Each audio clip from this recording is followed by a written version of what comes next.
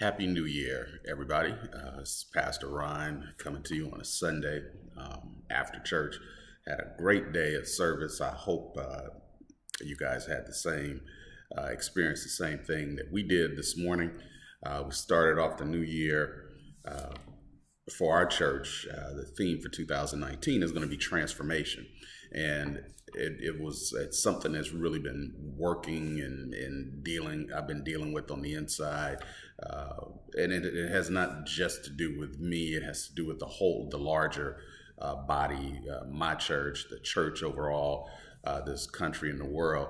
But there's something we're not doing right in the body.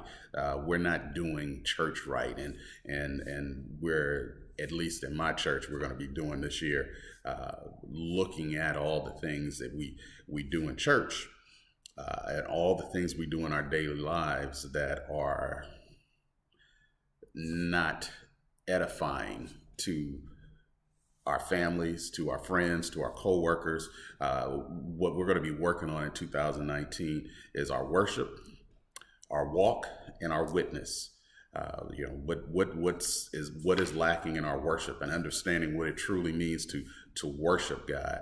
We're going to be looking at our walk and the walk that we're dealing with when people see us, and it's not just the world; it's the people who know us best.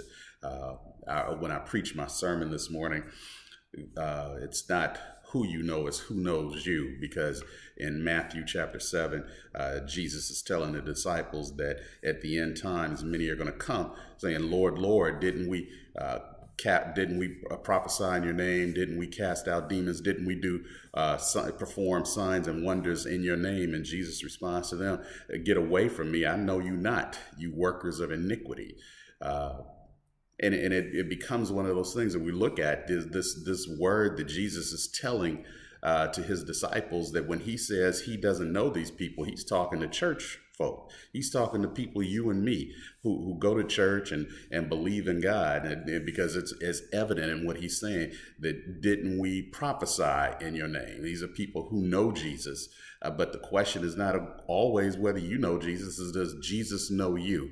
And the thing is that Jesus knows us all, but sometimes over the course of life,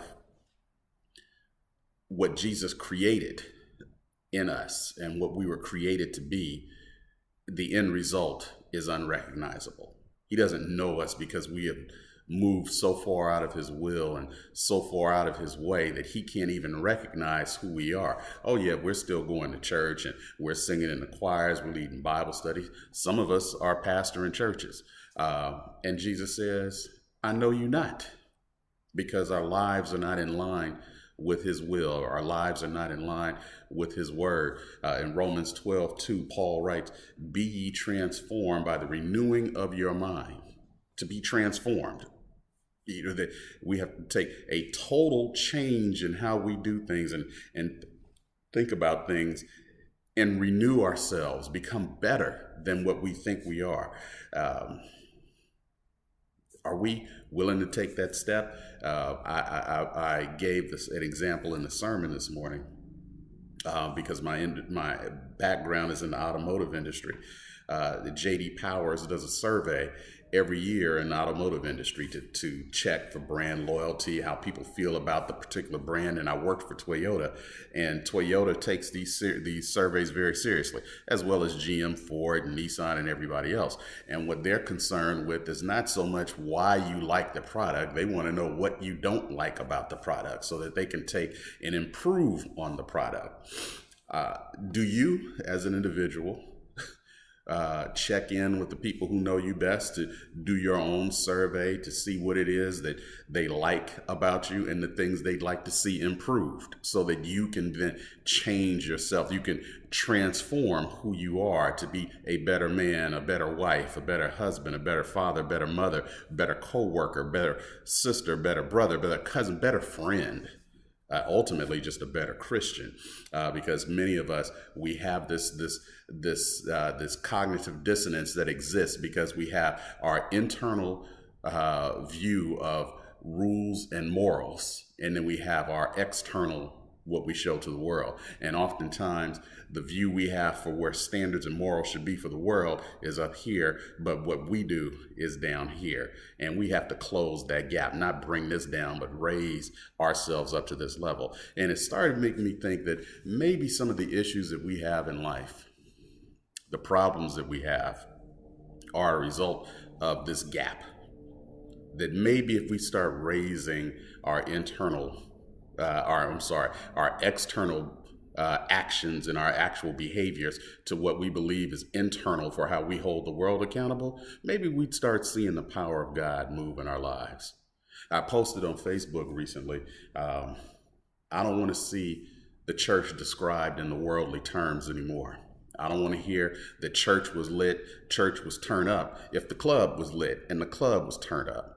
Now, it may not be anything wrong with that, but if the club is turned up and the church is turned up, what's the difference between the two? If you tell me that today church was on fire and the Holy Spirit was moving, but all you can really say to describe that church was on fire was because the band was really hot that day and people fell out because the music, they had an emotional response to the music, as opposed to if the Spirit is moving, that someone got delivered, someone got healed of a disease, souls were saved. In Acts chapter 2, Peter preached his first sermon right in the time of Pentecost. Said 3,000 people joined the church. The church was birthed out of one sermon. 3,000 people came to Christ because of Peter's faithfulness, because he transformed himself from this brute who thought he knew everything to becoming a man of God who was humble and sought God in everything that he did. Are you going to transform yourself? Transform your mind, transform your way of thinking, transform your heart so that you can be the person that God recognizes? Transform yourself back into the image of which God has created you? That maybe we can start seeing the power of God move in our lives on a supernatural level?